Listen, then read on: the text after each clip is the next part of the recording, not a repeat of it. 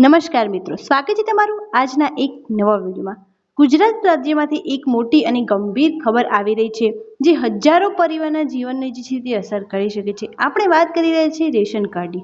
સબસિડીવાળા અનાજ માટે તે આવશ્યક દસ્તાવેજની સરકારે રેશન કાર્ડ વેરિફિકેશનની સમયમર્યાદા જે છે તે હવે પૂર્ણ કરી દીધી છે અને પરિણામે એકદમ ચોંકાવનારા જે છે એ નિર્ણયો અથવા જે છે એના રિપ્લાય આવી રહ્યા છે કે હવે રેશન કાર્ડ બહુ બધી સંખ્યામાં બંધ કરી દેવામાં આવે છે અને આ રેશન કાર્ડ કોનું બંધ થયું છે તમે કઈ રીતે જોઈ શકો છો અને આનાથી શું ડિસએડવાન્ટેજ થવાના છે એની સંપૂર્ણ ચર્ચા આજના આ વિડીયો અંદર આપણે કરવાના છીએ। તો વિડીયોમાં લાસ્ટ સુધી જરૂરથી બન્યા રહો જેથી તને એમને આની ડિટેલમાં ઇન્ફોર્મેશન મળી રહે અને કોઈ પણ ક્વેરી હોય તો કોમેન્ટમાં જરૂરથી જણાવજો।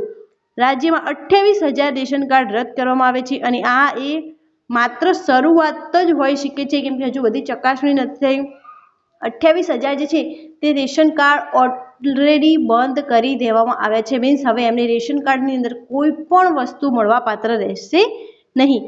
વિડીયોના અંત સુધી જોડાયેલા રહેજો કારણ કે આપણે જે છે વિશ્લેષણ કરીશું કે આટલા મોટા પાયે કાર્ડ રદ શા માટે થઈ રહ્યા છે અને રાજ્યમાં વેરિફિકેશન અધૂરું કામ ભવિષ્યમાં તમારા માટે શું સૂચવે છે એની પણ ચર્ચા કરવાના છીએ। ચાલો એક ઉદાહરણ તરીકે આંકડા ઉપર નજર કરીએ કે કેન્દ્ર સરકારે સમગ્ર રાજ્યમાં રેશન કાર્ડના વેરિફિકેશન માટે 30 સપ્ટેમ્બરની સમયમર્યાદા નક્કી કરી હતી પરંતુ ગ્રાઉન્ડ રિપોર્ટ દર્શાવે છે કે અનેક જિલ્લાઓમાં કામગીરી ધીમી ચાલી રહી છે। એના માટે જ હજુ 28,000 જ બંધ કરવામાં આવે છે, હજુ બીજા પણ જે છે અંદર બંધ કરવામાં આવી શકે છે। ત્યારબાદ છે કે એક જિલ્લાના આંકડા જોઈએ તો 3 મહિનામાં જે છે એ માત્ર 59% જેટલું જ કામ પૂર્ણ થઈ શક્યું છે એટલે કે 41% વેરિફિકેશન લગભગ અડધું હજુ પણ બાકી છે। આટલી ઓછી કામગીરીને કારણે સરકારે સખત પગલાં લેવા પડે છે। મીન્સ 28,000 હજુ બંધ થાય છે અને હજુ ફ્યુચરમાં જે છે તે બીજા થઈ શકે છે। તમામ રેશન કાર્ડ કેન્સલ તો રાજ્યમાં આટલા મોટા પાયે કાર્ડ રદ શા માટે થઈ રહ્યા છે તો સરકારનો ઉદ્દેશ સ્પષ્ટ છે કે ગેરલાયકાત અને ડુપ્લિકેશનને દૂર કરવું। આ સિસ્ટમનો દુરુપયોગ કરનારાઓને નિશાનો બનાવવામાં આવ્યો છે। મીન્સ કોઈ ગેરકાયદે લેતું હોય તો ડુપ્લિકેશન કરતું હોય તો એને આનો નુકસાન થઈ શકે છે। આની અંદર તમે બીજી પણ કોઈ યોજનાનો લાભ લેતા હોય એની પણ ચર્ચા કરવાની છે તો પણ તમારું રેશન કાર્ડ રદ થઈ શકે છે। મુખ્ય 2 ગ્રુપ છે જે સૌથી વધુ અસર થઈ શકે છે। એક જે પીએમ કિસાન યોજનાના લાભાર્થીઓ છે।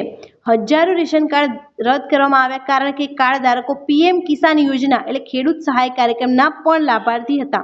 એક જ યોજનાના 2 લાભ લેવાને ગેરકાયદેસર માનવામાં આવ્યું છે। મીન્સ તમે પીએમ કિસાન અને રેશન કાર્ડ બંનેની સુવિધા લઈ રહ્યા છો તો તમારું રેશન કાર્ડ જે છે તે ચોક્કસપણે કેન્સલ થઈ જશે। હવે તમારે આ ડિટેલ કેવી રીતે ચેક કરવી કે તમારું રેશન કાર્ડ કેન્સલ થયું છે કે નહીં એની પણ આપણે માહિતી લેવાના છીએ।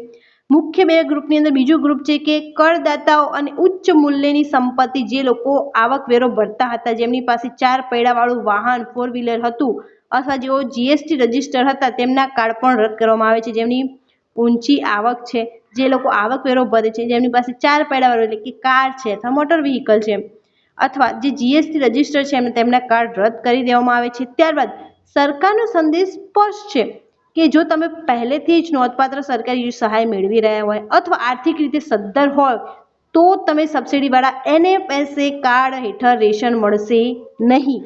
મીન્સ આ ગરીબને જ મળવાપાત્ર રહે છે અને જે લોકો ડુપ્લિકેશન કરી રહ્યા છે અથવા એમની સંપત્તિ હોય તો પણ એનો લાભ લઈ રહ્યા છે તો એમને જે છે આનો લાભ મળવાપાત્ર રહેશે નહીં। તો ગુજરાતમાં આગળ શું થવાનું છે તો 28,000 કાર્ડ છે જે રદીકરણ માત્ર એક જિલ્લાનો આંકડો છે। આ માત્ર કચ્છનો તમે આંકડો જોઈ શકો છો। માત્ર કચ્છની અંદર 28,000 જે છે તે રેશન કાર્ડ બંધ કરવામાં આવે છે। રિપોર્ટ દર્શાવે છે કે આખા રાજ્યમાં હજુ ઘણા કાર્ડનું વેરિફિકેશન બાકી છે અને હજારો વધારાની કાર્ડ્સ પણ રદ થઈ શકે છે। હજુ પણ વધારે કાર્ડ જે છે તે રદ થઈ શકે છે। આ સમગ્ર પ્રોસેસનો હેતુ એ છે કે એનએફએસએની અંદર જે છે માત્ર જરૂરિયાતમંદોને જ જે છે આનો લાભ મળવાપાત્ર રહે।